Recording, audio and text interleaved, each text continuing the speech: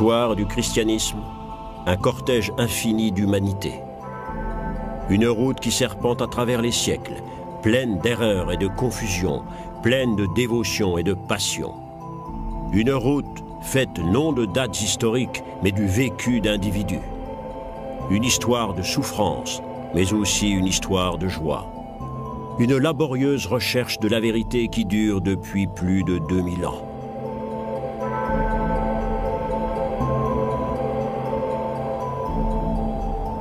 À la fin du XVIe siècle, le conflit entre protestants et catholiques était à son comble. Et pourtant, en dépit de la terreur et de la guerre, une nouvelle ère culturelle bariolée apparaissait. C'était l'aube de l'ère baroque.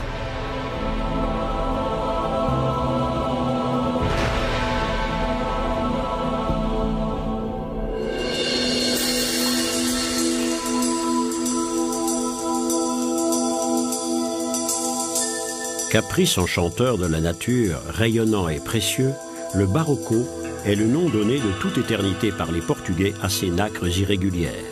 Ce nom allait devenir celui de toute une période culturelle, le baroque.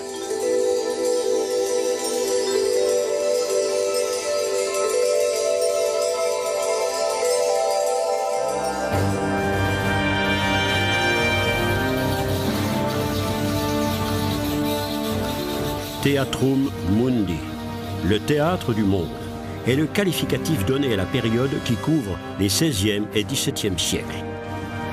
Une période oscillant entre chasse aux sorcières et science. Entre joie de vivre et crainte de la mort. Des œuvres d'art couvertes d'or reflètent l'esprit de l'époque, la recherche des richesses terrestres et la reconnaissance de leur fugacité. Tout est vain, disait le poète André Gryphius. Jamais jusque-là la papauté ne s'était entourée ni parée d'une telle magnificence. L'Église étalait sa puissance avec ostentation. Avec cet art suspendu entre lumière et ténèbres, la foi et la superstition marchaient joug contre joug. Dieu et le diable pénétraient tous les aspects de la vie. L'ère baroque, une époque de recherche où l'homme explorait son monde et partait à sa propre découverte. Mais la menace était partout. Un conflit fratricide embrasait l'Europe, une lutte sanglante et sans merci entre les idées protestantes et le pouvoir catholique.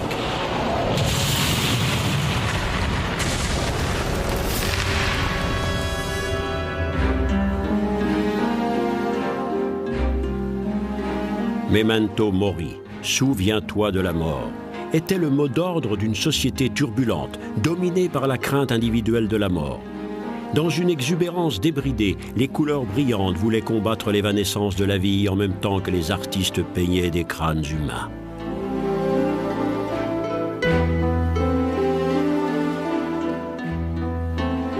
L'art posait le décor d'un théâtre vivant, conçu pour donner l'illusion d'un monde parfaitement ordonné, un monde où la mort, bien que cachée, n'était jamais loin.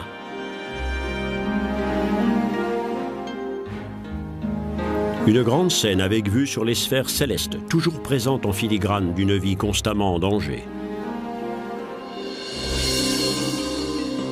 Dans cette Europe de la fin du XVIe siècle, la France et l'Espagne étaient les grandes puissances du moment, guerroyant toutes les deux pour maintenir leur sphère d'influence. L'unité politique de l'Empire allemand n'était qu'un vœu, et le monde germanique, morcelé entre une multitude de principautés catholiques et protestantes, ne jouait pas un grand rôle dans cette lutte de pouvoir. De son côté, l'Angleterre gagnait de plus en plus en importance. L'Angleterre, puissance maritime, luttait contre l'Espagne et les Pays-Bas pour la maîtrise des mers. Depuis peu, l'Angleterre différait de toutes les autres nations européennes du point de vue religieux. Le pape ayant refusé d'annuler le mariage du roi Henri VIII, ce dernier s'était nommé chef de l'Église anglaise. L'Angleterre se détachait de Rome. La France cherchait à établir sa primauté sur son voisin de plus en plus puissant. L'Espagne et le Portugal accumulaient les richesses et la puissance grâce à leur conquête d'outre-mer. Les rois d'Espagne, les Habsbourg, Étant apparenté à l'empereur du Saint-Empire germanique, l'influence de la grande puissance catholique remontait jusqu'en Allemagne. Mais le centre spirituel du monde catholique n'en restait pas moins à Rome.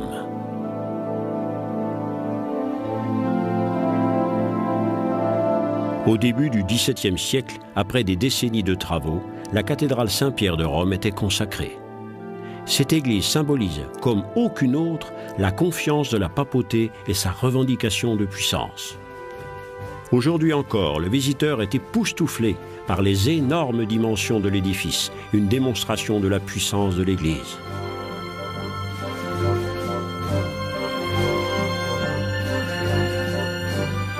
Le trône papal a été élevé au-dessus du tombeau de l'apôtre Pierre.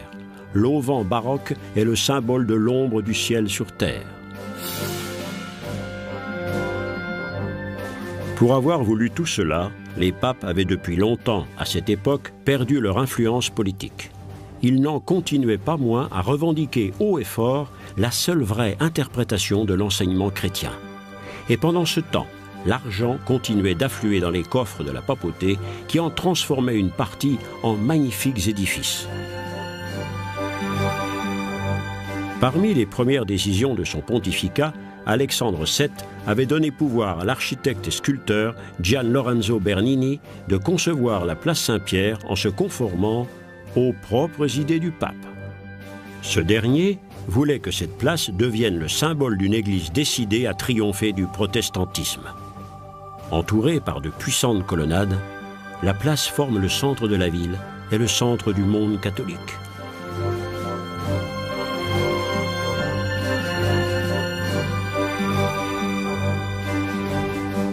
Aujourd'hui encore, ce lieu est le plateau sur lequel la papauté se met en scène. 2 fois par an, à Noël et à Pâques, c'est de cette place que le pape lance sa bénédiction dite Urbi et Orbi à la ville et au monde.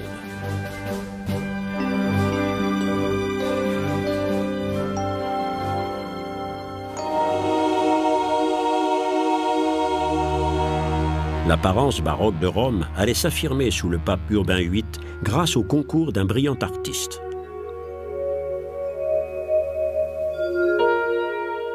Gian Lorenzo Bernini, dit le Bernin, était un homme aux talents multiples, tout à la fois sculpteur, architecte, peintre et illustrateur.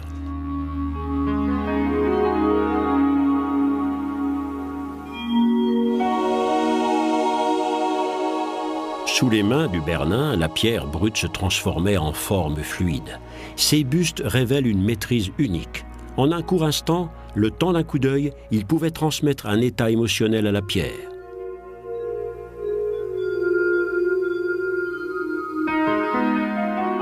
C'est ainsi que le Bernin immortalisait son bienfaiteur, le pape Urbain VIII.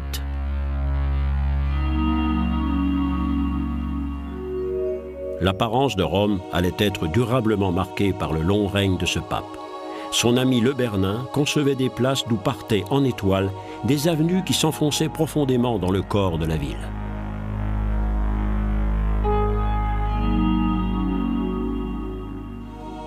Les arts les plus flamboyants étaient mis au service de l'adoration de Dieu. Et pourtant, cette prodigalité ne répondait nullement au problème dominant de cette période, la scission profonde entre les catholiques et les protestants. La ville de Trente est située au pied des Dolomites, point le plus septentrional de l'Empire romain germanique de l'époque.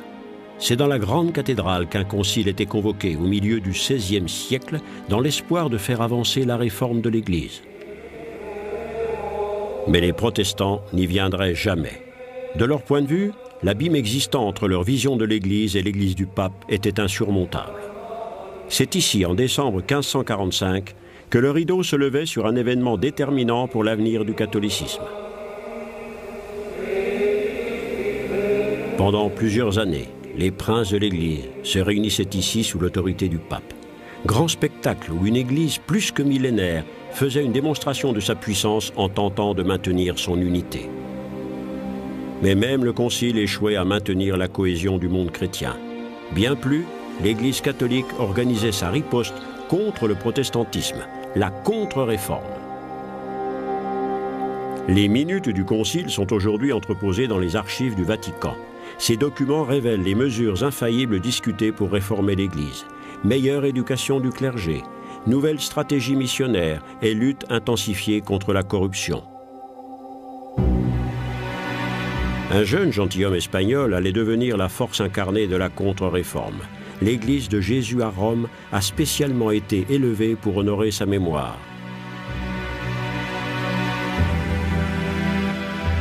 Ce cercueil contient toujours les restes mortels de l'homme qui a le plus influencé l'avenir de toute l'Église catholique, Ignace de Loyola.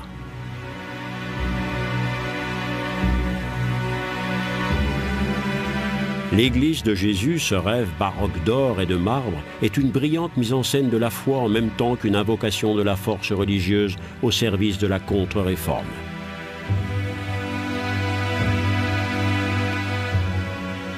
Qui était cet Espagnol que l'Église catholique révère encore aujourd'hui comme un saint?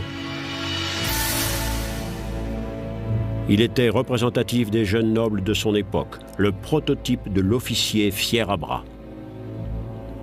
Un homme qui vivait de la guerre et s'épanouissait dans une vie de joyeux luron entre deux batailles. L'incroyable légende de saint Ignace de Loyola commençait, elle aussi, dans les tavernes malfamées et sur les champs de bataille.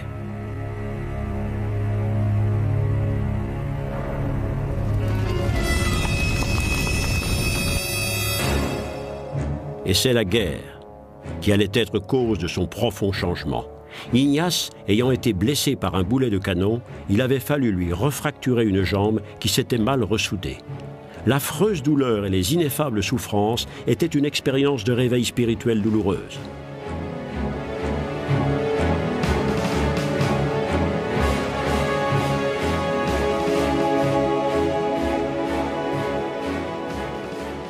Le guerrier en armure devenait chevalier de la foi.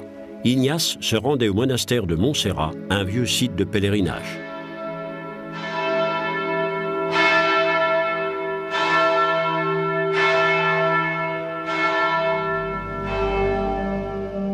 C'est au milieu de cette campagne grandiose du nord de l'Espagne qu'il recevait la vision décisive.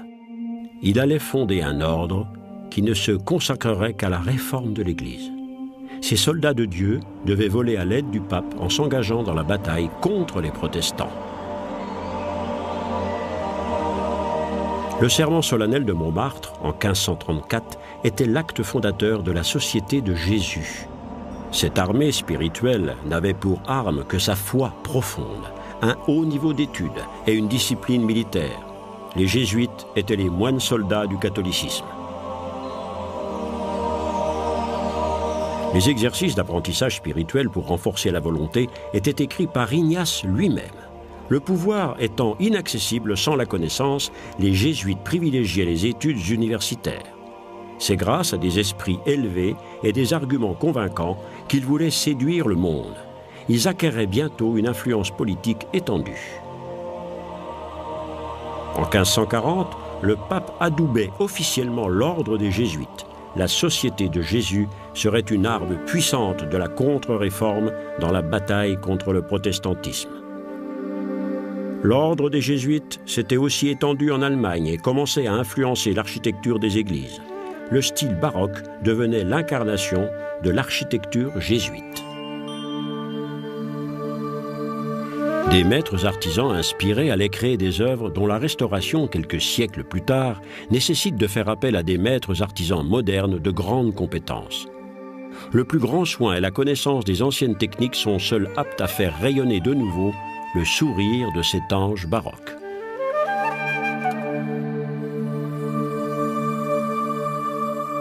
La dorure à la feuille d'or, plus mince qu'une couche de peinture, faisait partie de la pompe baroque. Sous ce manteau d'apparat se cachait le bois ou le plâtre sculpté. L'objet de toute cette attention était de créer une parfaite illusion.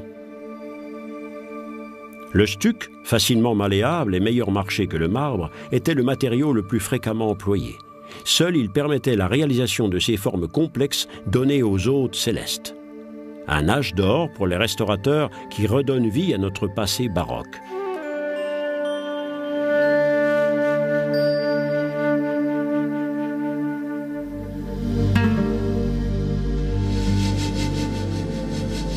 L'aigle, l'oiseau royal, est l'emblème des Habsbourg.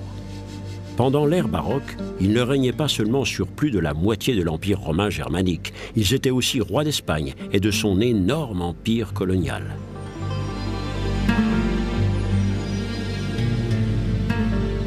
Posé comme un colosse en pierre sur les hauts plateaux de Castille, l'Escurial était le centre de cette grande puissance catholique. Cette construction ressemblait plus à un cloître ou à un mausolée qu'à un palais. Philippe II, qui avait fait construire cette sombre résidence, était un fanatique adversaire de la Réforme. Ses contemporains le décrivent comme un père soucieux de ses enfants et un homme impitoyable envers ses ennemis. C'est dans la crypte, au cœur de l'Escurial, que reposent les membres de la famille de Philippe. Philippe II d'Espagne, ce roi solitaire vivant au milieu de ses morts, était l'homme le plus puissant de son temps. Toujours austère et vêtu de noir, c'est d'ici qu'il gouvernait son immense empire, la superpuissance européenne. Toujours plongé dans la lecture de la Bible, il se confessait chaque jour.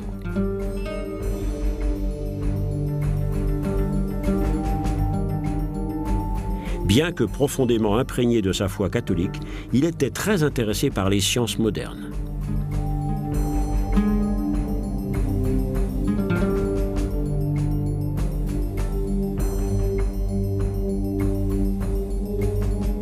Philippe prenait ses devoirs royaux très au sérieux.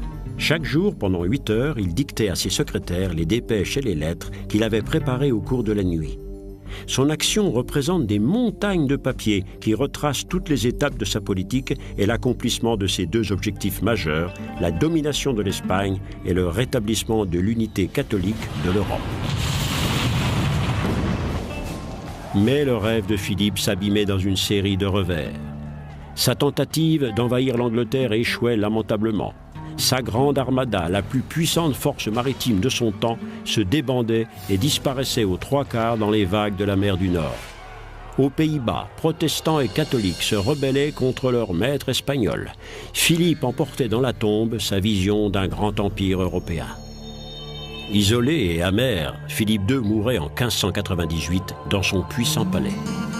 Pendant les dernières années de sa vie, son confesseur n'avait pas le droit de le quitter. Le roi craignait par-dessus tout de mourir dans le péché. Philippe II, le puissant dirigeant, avait, toute sa vie, tenté de préserver le Moyen-Âge.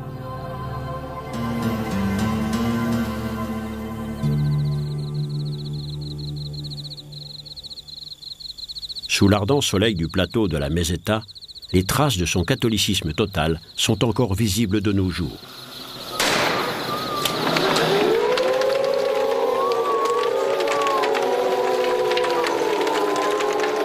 La procession du Corpus Christi, au sud de Madrid, est une tradition baroque qui a survécu jusqu'à nous. Le ciel et l'enfer, l'humilité et la fierté, la vertu et le vice deviennent figures allégoriques dans ce carnaval de la foi catholique. Qualifié par le célèbre auteur espagnol Calderón de drame ecclésiastique pour édifier le peuple, c'est un théâtre de pantomime qui incarne les plus profondes valeurs catholiques.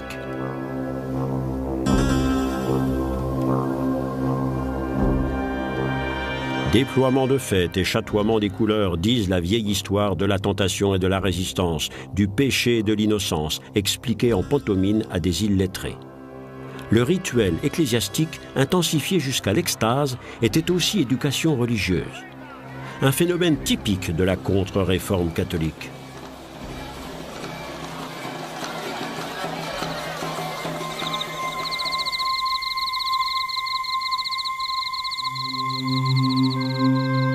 Ce que Philippe voulait, et que le Titien a couché sur un tableau, c'était une Espagne fière sauvant la religion. Ce ne serait finalement qu'une illusion.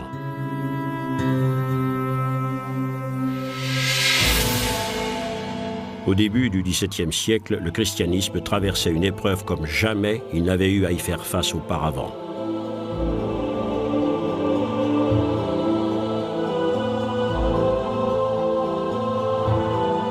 Deux églises professaient maintenant leur croyance en Jésus-Christ et le Nouveau Testament. Mais protestants et catholiques étaient chacun convaincus de vivre le vrai christianisme, au plus près du message des premiers chrétiens.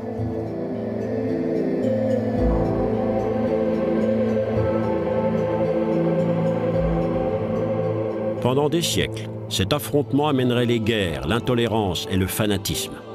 Il serait la source de l'oppression de pieux individus qui ne désiraient qu'une chose, vivre leur foi chrétienne, leur foi, alors que les autres essayaient de les convertir par la force brutale. Peut-être le christianisme a-t-il vécu là l'une des expériences les plus douloureuses de son histoire.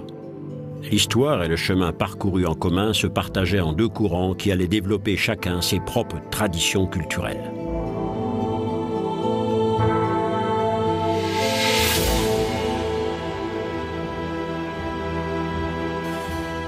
Les protestants du nord de l'Europe ne se contentaient pas de clamer leur primauté dans les questions religieuses sur le sud catholique. Le commerce créait les conditions de l'indépendance. Bientôt, son volume dépasserait celui du monde méditerranéen. Les ports de la façade atlantique entraient dans un nouvel âge d'or. Les richesses s'empilaient derrière les comptoirs des marchands. Une nouvelle bourgeoisie apparaissait. Sur deux, les individus prenaient leur destin en main.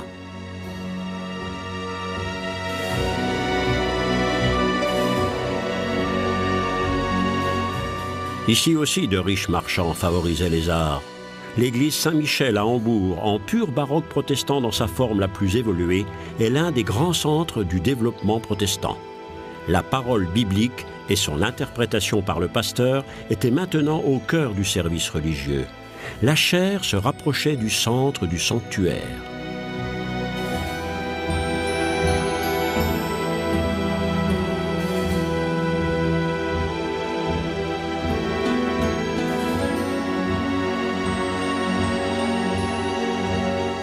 L'intérieur de l'église Saint-Michel ressemble un peu à un amphithéâtre. À la différence des églises catholiques, les fidèles s'assoient ici confortablement. Toute la concentration va à la parole biblique et au sermon.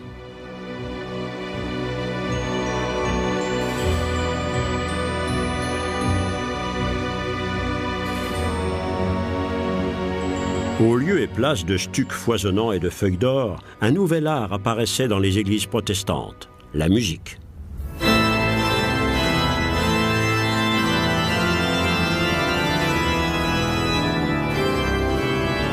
Jean-Sébastien Bach composait des œuvres liturgiques magistrales pour le culte protestant. Compositions pour orgue, cantates, passions, arrangements de polyphonie chorale, un opus grandiose illustrait le message de l'Évangile et la Bible avec des sons. La foi protestante devenait musique.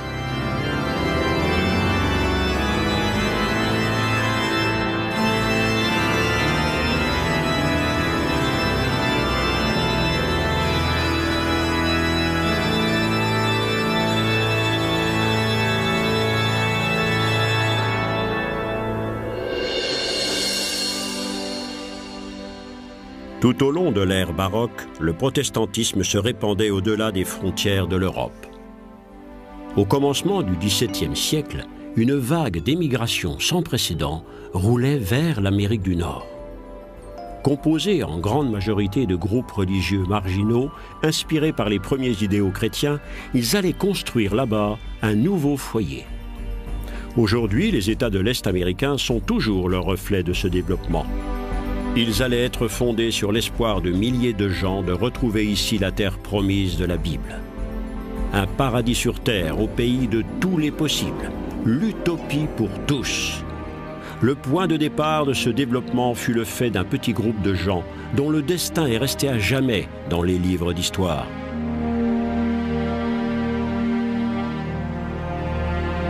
En septembre 1620, 18 familles quittaient le port anglais de Plymouth à bord du Mayflower. Ces premiers colons en partance vers l'Amérique du Nord nous ont laissé la description de leur état d'âme. Nous nous sommes enfuis dans le désert. Dieu a poussé nos cœurs à fuir. S'appelant eux-mêmes les pèlerins, ce groupe religieux allait maintenant pouvoir mettre ses idéaux en pratique.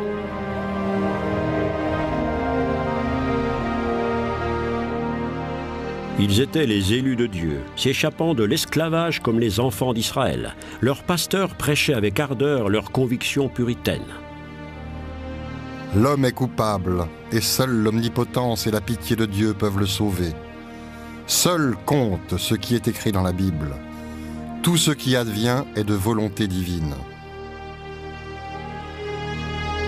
Et pourtant, les congrégations, derrière leurs pieux idéaux, avaient aussi leur côté sombre. Réapparaissait la sévérité de la règle et l'étroitesse d'esprit. La superstition et les chasses aux sorcières recommençaient comme dans le vieux monde.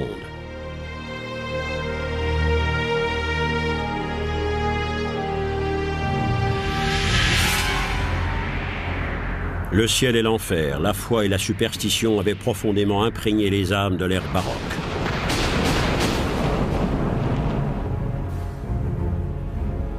Ils pensaient que le monde était sous le pouvoir des esprits. La Bible elle-même ne parle-t-elle pas de démons? Les catholiques, comme les protestants, croyaient à l'existence d'esprits mauvais. Pendant les mauvaises années, la famine et la mort menaçaient. Et la rumeur de courir, c'est le diable qui ravageait des régions entières.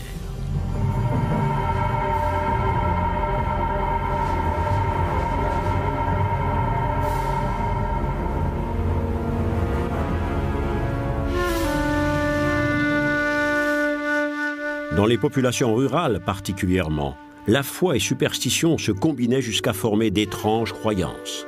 La nature était aux mains de pouvoirs surnaturels et les individus étaient entièrement à leur merci.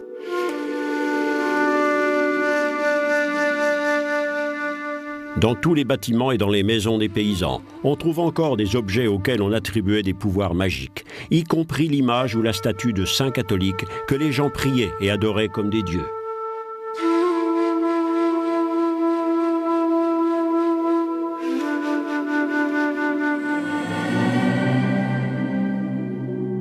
Chaque problème devait être soumis à un saint bien précis, selon une procédure spécifique, une espèce de rituel d'exorcisme. Port à votre droite, et le mal fera loi. Port à votre gauche, de joie ne serait pas privé. Le porc était l'animal de l'oracle, celui qui suivait le vagabond aux yeux flamboyants. Les gens craignaient cet animal, même s'ils le nourrissaient. Le porc était habité par le diable, mais il pouvait aussi porter chance. Dans la deuxième moitié du XVIe siècle, un homme mystérieux allait incarner l'esprit de son temps. Avant tout visionnaire, il laissait à sa mort un testament qui, encore de nos jours, est source de nombreuses questions et polémiques. Nostradamus avait lu dans les étoiles la venue d'une apocalypse. Une comète allait tomber sur la Terre et une tempête de feu détruirait tout.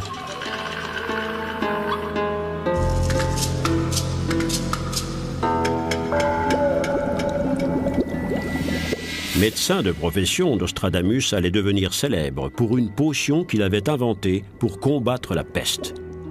Mais Michel de Nostredame faisait à la fois pratique de décoction et cherchait la pierre philosophale.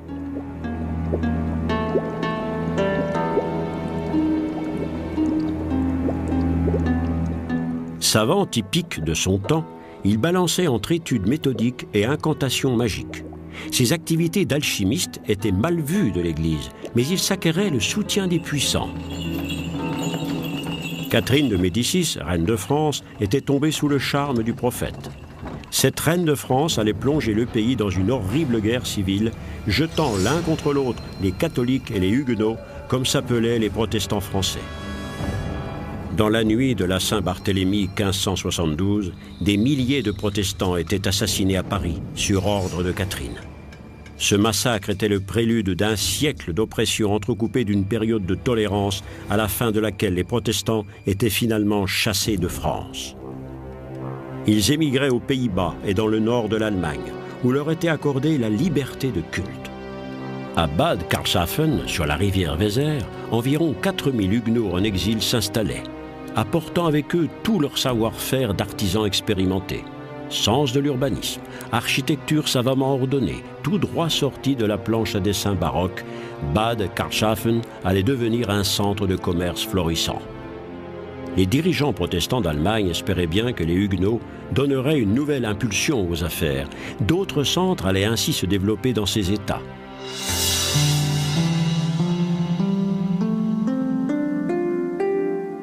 « 500 000 Huguenots s'enfuyaient vers les seuls Pays-Bas. Libéré de ses occupants espagnols, le plat pays s'était transformé en refuge de tolérance. La coexistence paisible des protestants, des catholiques et des libres penseurs faisait des Pays-Bas une nation de grande culture. Mais la tolérance de l'ère baroque était plus une exception que la règle générale. En Allemagne, une guerre épouvantable couvait qui durerait 30 ans. On trouve encore aujourd'hui des traces de cette catastrophe. Les archéologues mentionnent par dévastés les restes de tous les villages rayés de la carte de 1618 à 1648. La guerre religieuse sonnait le glas pour tous leurs habitants, soit un tiers de la population allemande. À Prague, la défenestration d'un certain nombre de protestants lors d'une bagarre entre deux partis rivaux allait précipiter cette catastrophe. En Allemagne, les dirigeants protestants et catholiques se déchiraient, car derrière ce conflit religieux, il y avait aussi de solides motifs politiques. Les États allemands avaient peur du pouvoir croissant de l'empereur. Ce dernier avait en effet trouvé en Wallenstein un grand commandant en chef dont l'art de la guerre était même admiré de ses ennemis.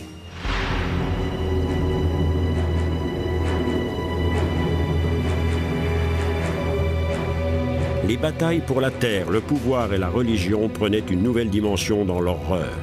Comme il n'existait aucune logistique d'approvisionnement dans aucune de ces énormes armées, la soldatesque se livrait au vol et au pillage. Et la guerre continuait de plus belle. Le pays tout entier était dévasté, la famine et la peste étaient le lot commun.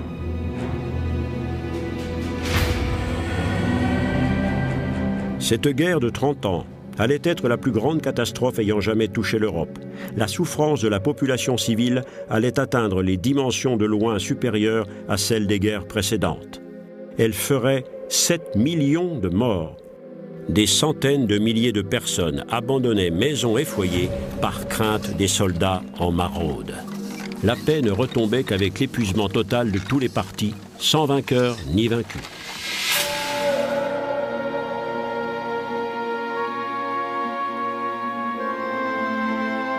En 1648, les négociateurs des différentes factions en guerre se réunissaient à Osnabrück et à Münster, en Westphalie. Le traité de paix reconnaissait le protestantisme, même dans sa forme calviniste. Cet accord ne signifiait pourtant pas la liberté religieuse dans le sens moderne du terme. La règle « cuius regio, eius religio » continuerait à s'appliquer. La religion d'un État serait celle choisie par son prince. À la fin de la guerre de 30 ans, toutes les nations méditerranéennes restaient catholiques, alors que toute l'Europe du Nord était devenue protestante. L'Angleterre conservait son statut particulier. Le roi ayant fait scission d'avec le pape, l'Église anglicane avait développé son propre protestantisme.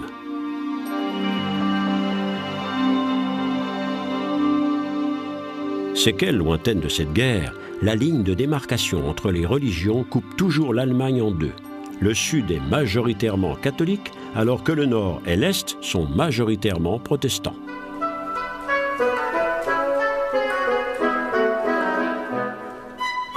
En France, cependant, un règne se développait dont la splendeur allait éclipser tous les princes d'Europe par la magnificence de l'écrin qu'il allait se donner. Versailles. Ce château était le théâtre voulu par une monarchie qui resterait dans l'histoire sous le qualificatif d'absolutiste. Rien ni personne, à part Dieu, ne pouvait se placer au-dessus du roi, ce que Louis XIV traduisait par « l'État, c'est moi ». Louis obligeait l'aristocratie française à prendre résidence à Versailles, faisant ainsi étalage de sa puissance et en état de l'exercer pleinement. Presque 40 000 personnes s'affairaient à l'entretien de cette énorme cour. Les princes de l'Europe regardaient avec envie vers la France et la fameuse galerie des glaces et essayaient d'imiter ce style plein de grâce et de noblesse. Architecture, peinture, musique, danse, jeux d'eau, Versailles était une immense académie des arts. Et au cœur de cet immense écrin régnait le roi Soleil, Louis le XIVe, le maître absolu. Derrière cette apparente extravagance et dans les senteurs de parfums luxuriants se prenaient aussi d'importantes décisions politiques. Appliquant à la lettre le principe d'absolutisme, le roi s'attachait chaque jour un peu plus les grands personnages de son royaume. Le lever du matin devenait un rituel. La chambre de Louis était un lieu public. Y être admis était un grand honneur. Quand le roi ouvrait les yeux, tous devaient être présents pour le servir. Qui remettrait son mouchoir au roi? Qui lui donnerait sa chemise? La plus petite attention du roi déterminait le rang d'un courtisan. Cette toilette matinale n'avait cependant rien de très hygiénique. À cette époque, on avait encore peu pris le goût de l'eau. Le roi absolu s'occupait également des affaires religieuses. Un roi, une loi, une foi. Telle était l'équation politique de Louis. Il annulait la liberté religieuse donnée aux protestants par Henri IV. La belle-sœur de Louis, Lise de Palatinat, allait être un témoin précieux des faits et gestes à la cour du grand monarque catholique. Lise avait été mariée au frère de Louis, un mariage de convenance politique. La noble Allemande était isolée à la cour de France. Déversant son désespoir dans les innombrables lettres qui partaient vers sa vaste parentèle, elle y faisait une description unique de la vie intérieure de cette cour. La princesse cultivée correspondait aussi avec les grands savants et portait un regard critique sur les grands problèmes de son temps.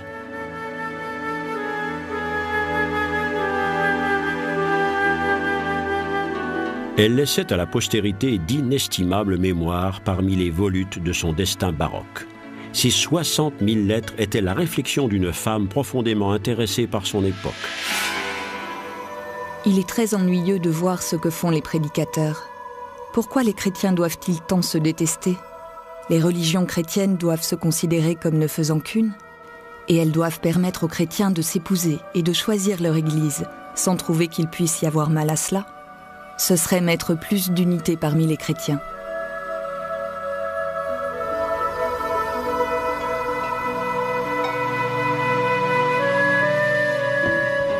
Ces idées allaient survivre à l'ère baroque. À la même époque, alors que des centaines de milliers d'individus mouraient sur les champs de bataille en Europe, des nouvelles sciences apparaissaient. L'astronomie élargissait l'horizon mental des hommes. La vieille image du monde commençait à s'estomper. L'homme et la Terre n'étaient plus au centre de l'univers. On découvrait de nouvelles planètes et l'éternité. Les mathématiques et la géométrie mettaient de l'ordre dans le chaos. Mais toute science restait encore une expérience sacrée et devait être glorification des travaux de Dieu.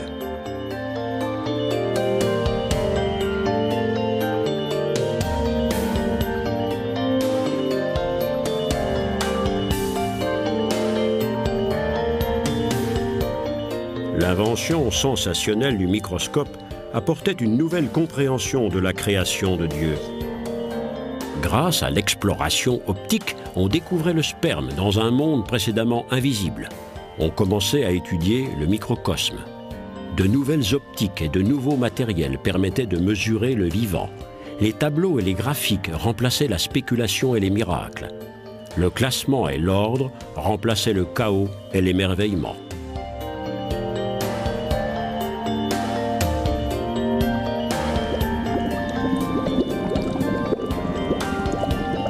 L'alchimie, vieille science médiévale, vivait ses dernières heures.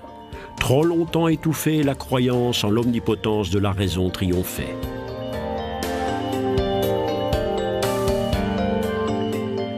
Leibniz, le grand savant universel, l'exprimait en disant que les gens vivent dans le meilleur des mondes possibles, parce que son créateur est indulgent et qu'on peut mesurer ce Dieu par des moyens logiques. Descartes trouvait la réponse à sa quête de certitude absolue dans la pensée pure. Cogito ergo sum. Je pense, donc je suis. Il exprimait ainsi toute la confiance de la philosophie baroque en la raison humaine.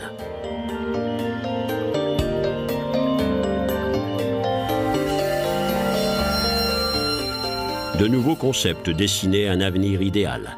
L'utopie devenait le désir d'un autre siècle.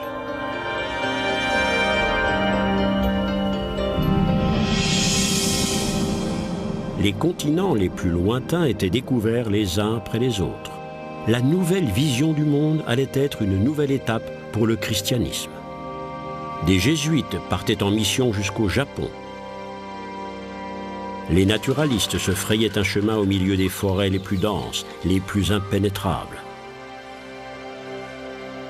Une religion rencontrait d'autres dieux.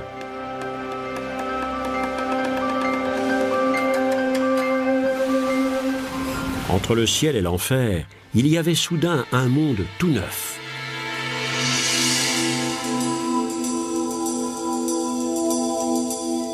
Barocco, l'irrégulier, l'anacre des profondeurs avec son miroitement de forme et son modelé naturel. Un petit trésor dont la beauté nous séduit au premier coup d'œil. Telle était la période baroque, fascinante et mystérieuse à la fois.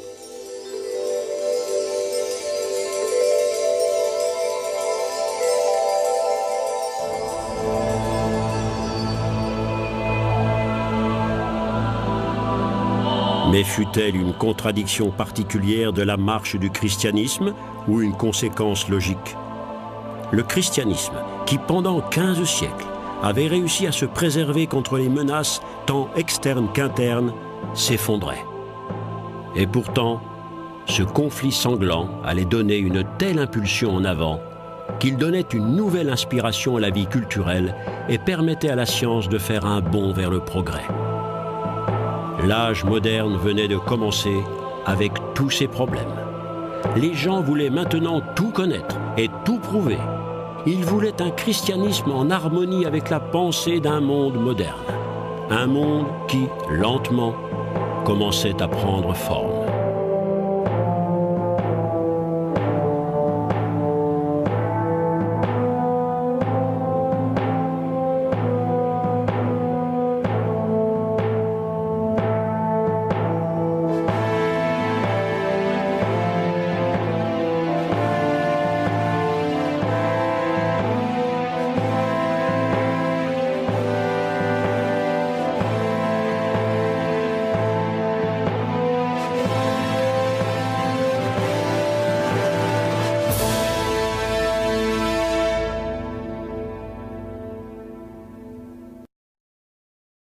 Une route qui serpente à travers les siècles, pleine d'erreurs et de confusion, pleine de dévotion et de passion.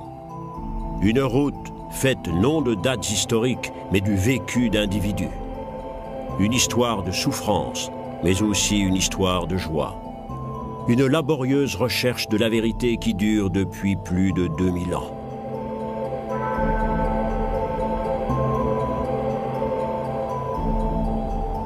À la fin du XVIe siècle, le conflit entre protestants et catholiques était à son comble. Et pourtant, en dépit de la terreur et de la guerre, une nouvelle ère culturelle bariolée apparaissait. C'était l'aube de l'ère baroque.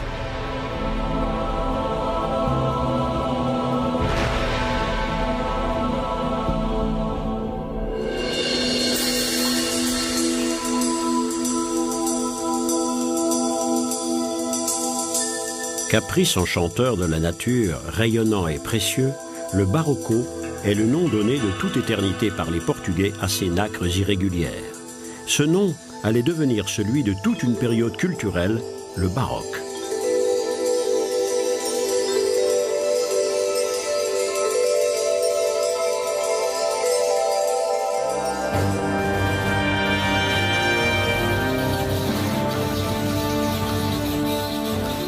Theatrum Mundi, le théâtre du monde, est le qualificatif donné à la période qui couvre les XVIe et XVIIe siècles.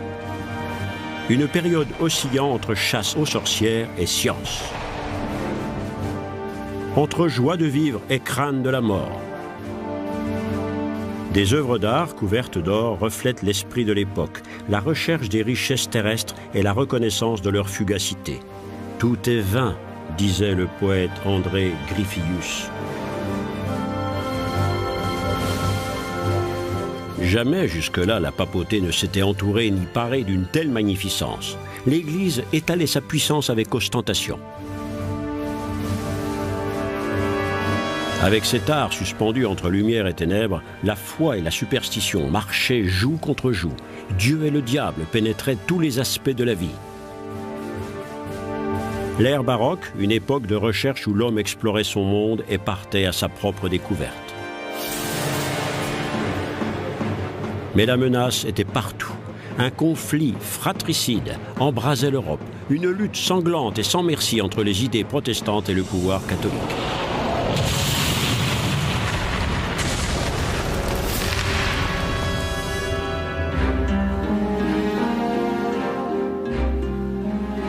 Memento mori, souviens-toi de la mort, était le mot d'ordre d'une société turbulente. Les batailles pour la terre, le pouvoir et la religion prenaient une nouvelle dimension dans l'horreur.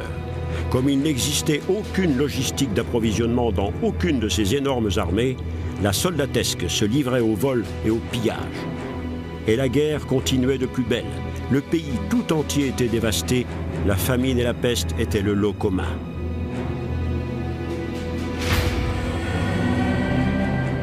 Cette guerre de 30 ans allait être la plus grande catastrophe ayant jamais touché l'Europe. La souffrance de la population civile allait atteindre les dimensions de loin supérieures à celles des guerres précédentes. Elle ferait 7 millions de morts. Des centaines de milliers de personnes abandonnaient maisons et foyers par crainte des soldats en maraude. La paix ne retombait qu'avec l'épuisement total de tous les partis, sans vainqueur ni vaincu.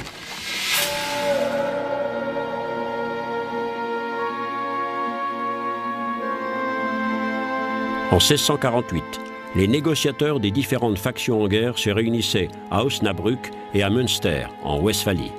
Le traité de paix reconnaissait le protestantisme, même dans sa forme calviniste.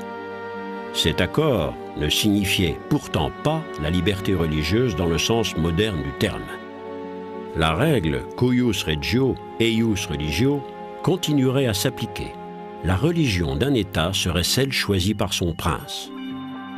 À la fin de la guerre de 30 ans, toutes les nations méditerranéennes restaient catholiques, alors que toute l'Europe du Nord était devenue protestante. L'Angleterre conservait son statut particulier. Le roi ayant fait scission d'avec le pape, l'Église anglicane avait développé son propre protestantisme.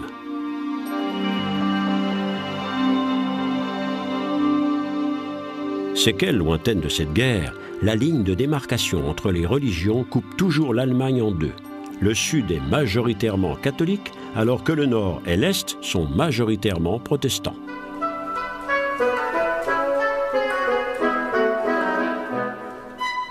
En France, cependant, un règne se développait dont la splendeur allait éclipser tous les princes d'Europe par la magnificence de l'écrin qu'il allait se donner, Versailles.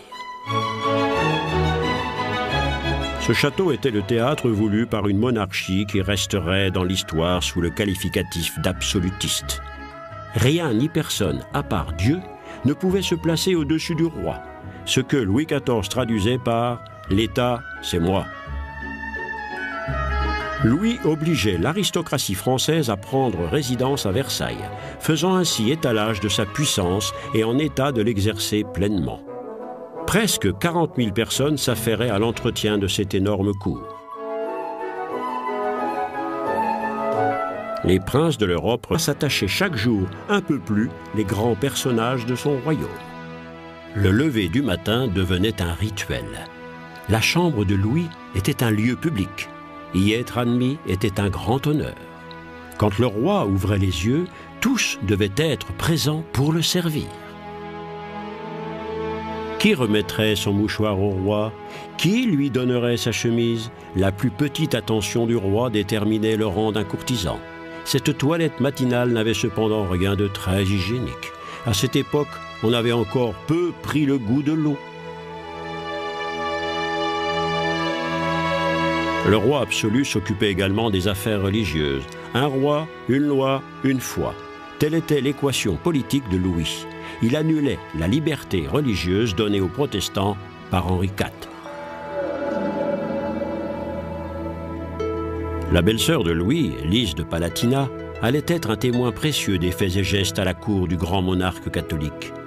Lise avait été mariée au frère de Louis, un mariage de convenance politique. La noble allemande était isolée à la cour de France. Déversant son désespoir dans les innombrables lettres qui partaient vers sa vaste parentèle, elle y faisait une description unique de la vie intérieure de cette cour. La princesse cultivée correspondait aussi avec les grands savants et portait un regard critique sur les grands problèmes de son temps.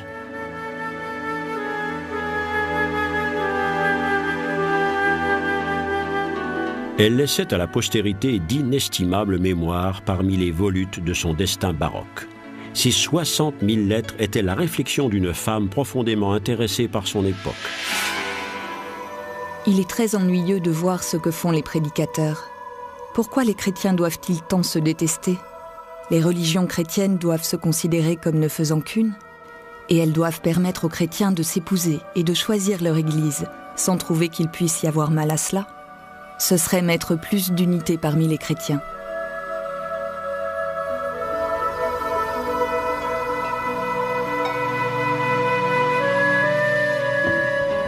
Ces idées allaient survivre à l'ère baroque. À la même époque, alors que des centaines de milliers d'individus mouraient sur les champs de bataille en Europe, des nouvelles sciences apparaissaient. L'astronomie élargissait l'horizon mental des hommes. La vieille image du monde commençait à s'estomper. L'homme et la Terre n'étaient plus au centre de l'univers. On découvrait de nouvelles planètes et l'éternité. Les mathématiques et la géométrie mettaient de l'ordre dans le chaos. Mais toute science restait encore une expérience sacrée et devait être glorification des travaux de Dieu, les grands personnages de son royaume. Le lever du matin devenait un rituel. La chambre de Louis était un lieu public. Y être admis était un grand honneur. Quand le roi ouvrait les yeux, tous devaient être présents pour le servir. Qui remettrait son mouchoir au roi? Qui lui donnerait sa chemise? La plus petite attention du roi déterminait le rang d'un courtisan. Cette toilette matinale n'avait cependant rien de très hygiénique. À cette époque, on avait encore peu pris le goût de l'eau. Le roi absolu s'occupait également des affaires religieuses. Un roi, une loi, une foi. Telle était l'équation politique de Louis. Il annulait la liberté religieuse donnée aux protestants par Henri IV. La belle-sœur de Louis, Lise de Palatinat, allait être un témoin précieux des faits et gestes à la cour du grand monarque catholique. Lise avait été mariée au frère de Louis, un mariage de convenance politique. La noble Allemande était isolée à la cour de France. Déversant son désespoir dans les innombrables lettres qui partaient vers sa vaste parentèle, elle y faisait une description unique de la vie intérieure de cette cour. La princesse cultivée correspondait aussi avec les grands savants et portait un regard critique sur les grands problèmes de son temps.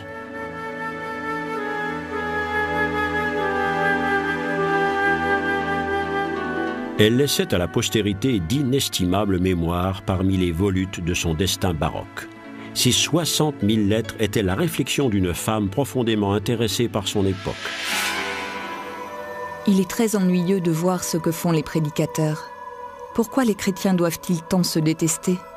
Les religions chrétiennes doivent se considérer comme ne faisant qu'une, et elles doivent permettre aux chrétiens de s'épouser et de choisir leur église, sans trouver qu'il puisse y avoir mal à cela. Ce serait mettre plus d'unité parmi les chrétiens.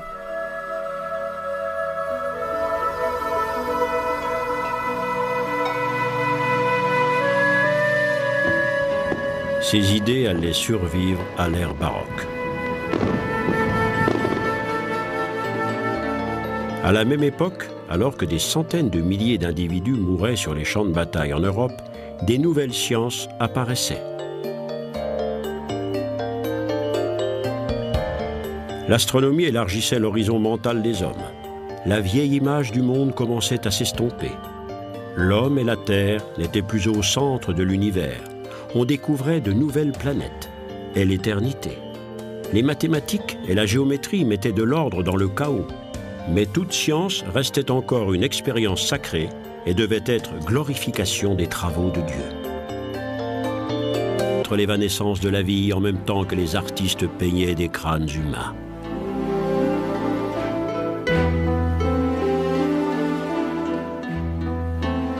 L'art posait le décor d'un théâtre vivant, conçu pour donner l'illusion d'un monde parfaitement ordonné, un monde où la mort, bien que cachée, n'était jamais loin.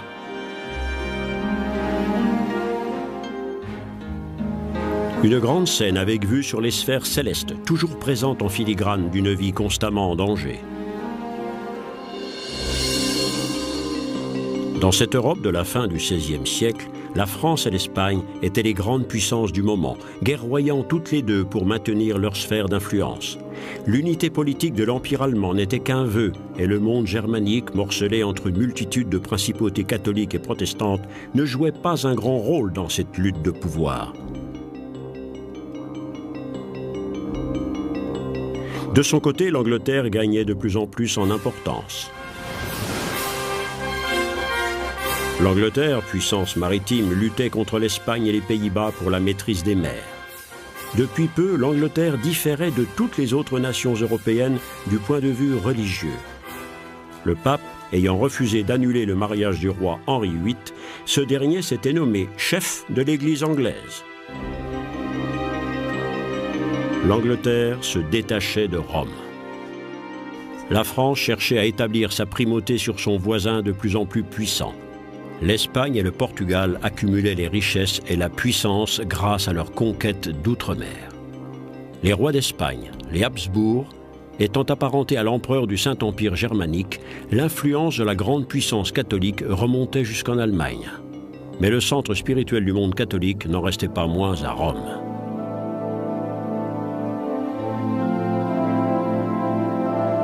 Au début du XVIIe siècle, après des décennies de travaux, la cathédrale Saint-Pierre de Rome était consacrée. Cette église symbolise, comme aucune autre, la confiance de la papauté et sa revendication de puissance. Aujourd'hui encore, le visiteur est époustouflé par les énormes dimensions de l'édifice, une démonstration de la puissance de l'église.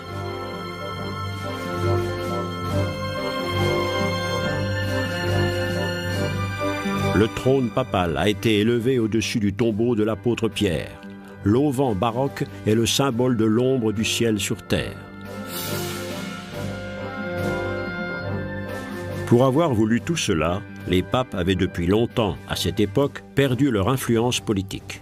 Ils n'en continuaient pas moins à revendiquer haut et fort la seule vraie interprétation de l'enseignement chrétien. Et pendant ce temps, l'argent continuait d'affluer dans les coffres de la papauté qui, de nouveaux matériels permettaient de mesurer le vivant. Les tableaux et les graphiques remplaçaient la spéculation et les miracles. Le classement et l'ordre remplaçaient le chaos et l'émerveillement.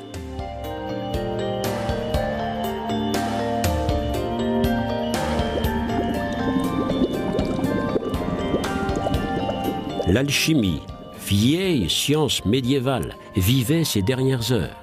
Trop longtemps étouffée, la croyance en l'omnipotence de la raison triomphait.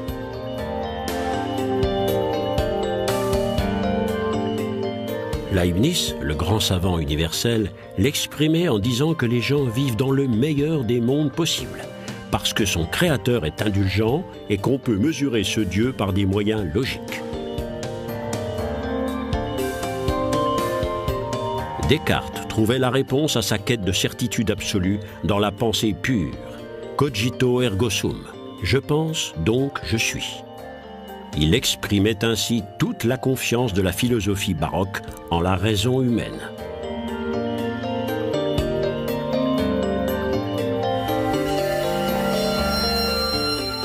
De nouveaux concepts dessinaient un avenir idéal.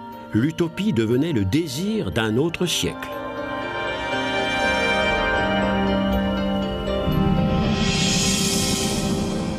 Les continents les plus lointains étaient découverts les uns après les autres. La nouvelle vision du monde allait être une nouvelle étape pour le christianisme. Des jésuites partaient en mission jusqu'au Japon. Les naturalistes se frayaient un chemin au milieu des forêts les plus denses, les plus impénétrables.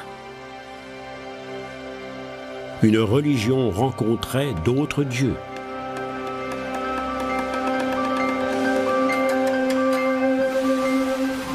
Entre le ciel et l'enfer, il y avait soudain un monde tout neuf.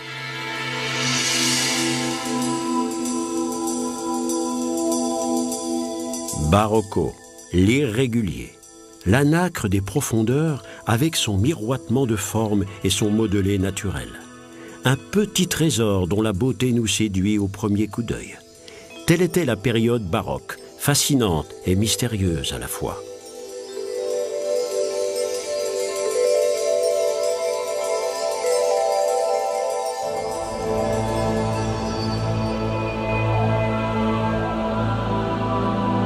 Mais fut-elle une contradiction particulière de la marche du christianisme ou une conséquence logique? Le christianisme, qui pendant 15 siècles avait réussi à se préserver contre les menaces tant externes qu'internes, s'effondrait. Et pourtant, ce conflit sanglant allait donner une telle impunité. Mais même le Concile échouait à maintenir la cohésion du monde chrétien. Bien plus, l'Église catholique organisait sa riposte contre le protestantisme, la contre-réforme. Les minutes du Concile sont aujourd'hui entreposées dans les archives du Vatican. Ces documents révèlent les mesures infaillibles discutées pour réformer l'Église. Meilleure éducation du clergé, nouvelle stratégie missionnaire et lutte intensifiée contre la corruption. Un jeune gentilhomme espagnol allait devenir la force incarnée de la contre-réforme. L'Église de Jésus à Rome a spécialement été élevée pour honorer sa mémoire. Ce cercueil contient toujours les restes mortels de l'homme qui a le plus influencé l'avenir de toute l'Église catholique, Ignace de Loyola.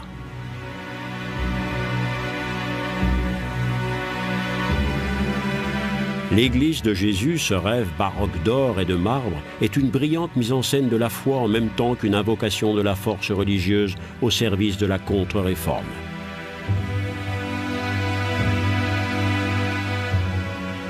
Qui était cet Espagnol que l'Église catholique révère encore aujourd'hui comme un saint? Il était représentatif des jeunes nobles de son époque, le prototype de l'officier fier à bras.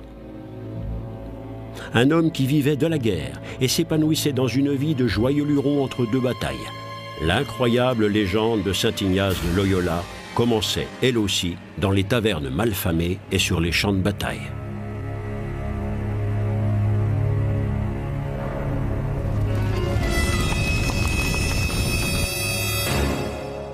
Et c'est la guerre qui allait être cause de son profond changement. Ignace, ayant été blessé par un boulet de canon, il avait fallu lui refracturer une jambe qui s'était mal ressoudée. L'affreuse douleur et les ineffables souffrances étaient une expérience de réveil spirituel douloureuse.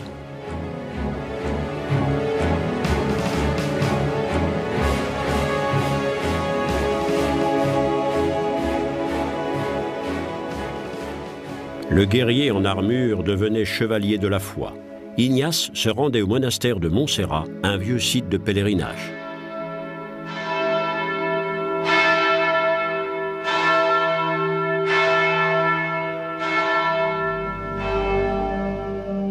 C'est au milieu de cette campagne grandiose du nord de l'Espagne qu'il recevait la vision décisive. Il allait fonder un ordre qui ne se consacrerait qu'à la réforme de l'Église. Ces soldats de Dieu devaient voler à l'aide du pape en s'engageant dans la bataille contre les protestants. Le serment ressemblait plus à un cloître ou à un mausolée qu'à un palais. Philippe II, qui avait fait construire cette sombre résidence, était un fanatique adversaire de la réforme. Ses contemporains le décrivent comme un père soucieux de ses enfants et un homme impitoyable envers ses ennemis. C'est dans la crypte, au cœur de l'Escurial, que reposent les membres de la famille de Philippe. Philippe II d'Espagne, ce roi solitaire vivant au milieu de ses morts, était l'homme le plus puissant de son temps. Toujours austère et vêtu de noir, c'est d'ici qu'il gouvernait son immense empire, la superpuissance européenne. Toujours plongé dans la lecture de la Bible, il se confessait chaque jour.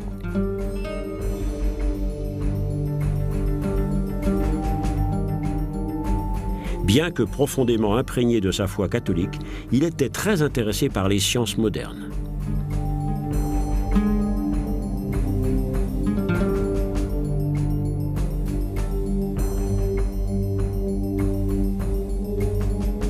Philippe prenait ses devoirs royaux très au sérieux.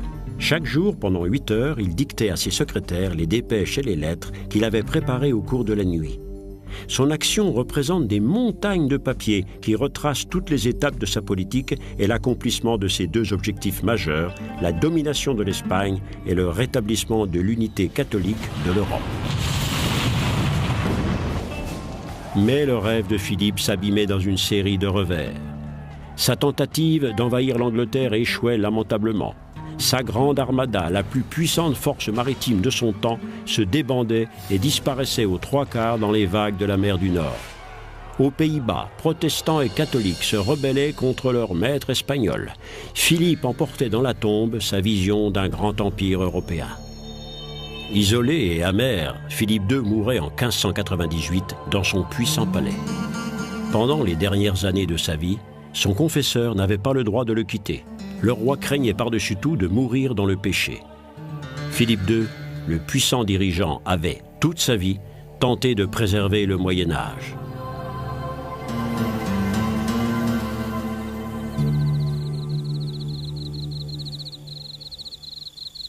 Sous l'ardent soleil du plateau de la Meseta, les traces de son catholicisme total sont encore visibles de nos jours.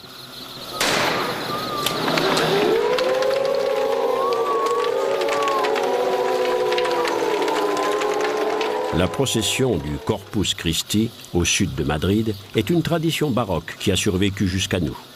Le ciel et l'enfer, l'humilité et la fierté, la vertu et le vice deviennent figures allégoriques dans ce carnaval de la foi catholique.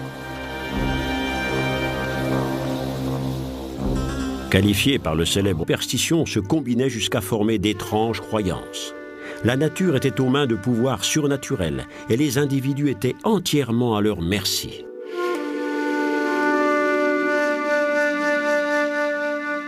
Dans tous les bâtiments et dans les maisons des paysans, on trouve encore des objets auxquels on attribuait des pouvoirs magiques, y compris l'image ou la statue de saints catholiques que les gens priaient et adoraient comme des dieux.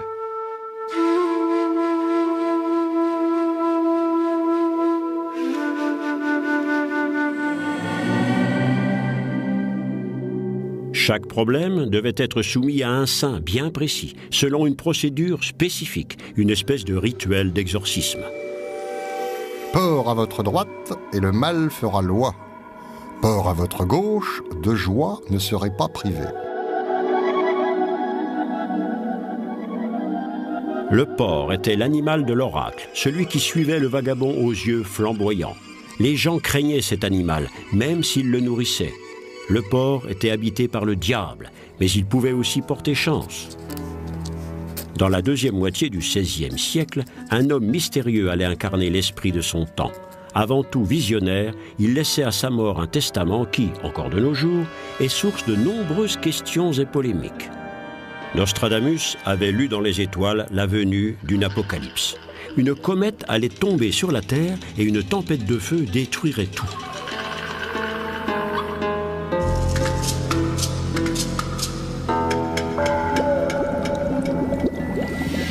Médecin de profession, Nostradamus allait devenir célèbre pour une potion qu'il avait inventée pour combattre la peste. Mais Michel de Nostredame faisait à la fois pratique de décoction et cherchait la pierre philosophale.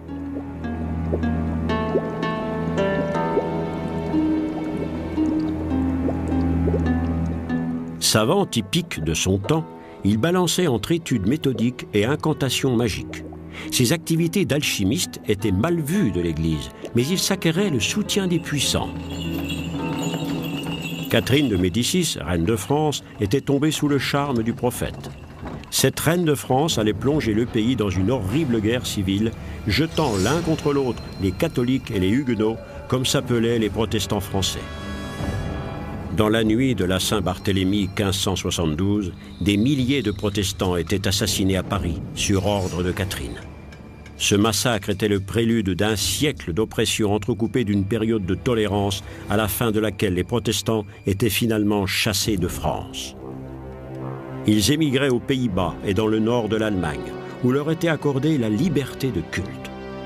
À Bad Karlshafen, sur la rivière Weser, environ 4000 huguenots en exil s'installent. La Société de Jésus serait une arme puissante de la contre-réforme dans la bataille contre le protestantisme.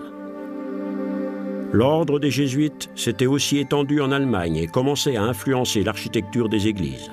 Le style baroque devenait l'incarnation de l'architecture jésuite. Des maîtres artisans inspirés allaient créer des œuvres dont la restauration, quelques siècles plus tard, nécessite de faire appel à des maîtres artisans modernes de grandes compétences. Le plus grand soin et la connaissance des anciennes techniques sont seuls aptes à faire rayonner de nouveau le sourire de cet ange baroque.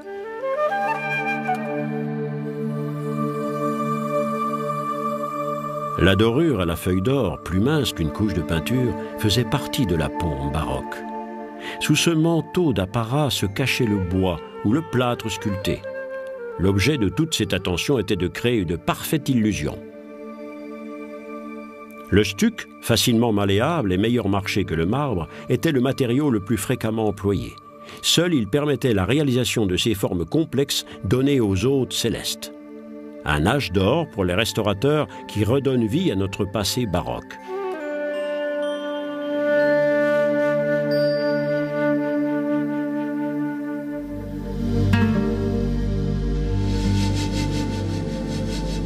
L'aigle, l'oiseau royal, est l'emblème des Habsbourg.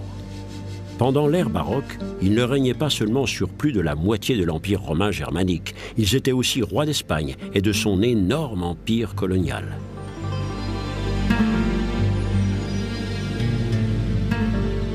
Posé comme un colosse en pierre sur les hauts plateaux de Castille, l'Escurial était le centre de cette grande puissance catholique. Cette construction ressemblait plus à un cloître ou à un mausolée qu'à un palais. Philippe II, qui avait fait construire cette sombre résidence, était un fanatique adversaire de la Réforme. Ses contemporains le décrivent comme un père soucieux de ses enfants et un homme impitoyable envers ses ennemis.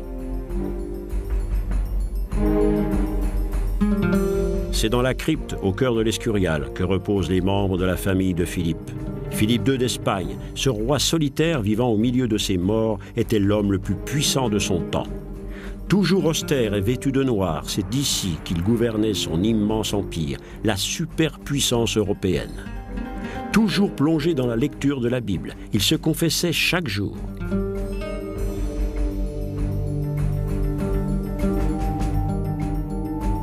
Bien que profondément imprégné de sa foi catholique, il était très intéressé par les sciences modernes.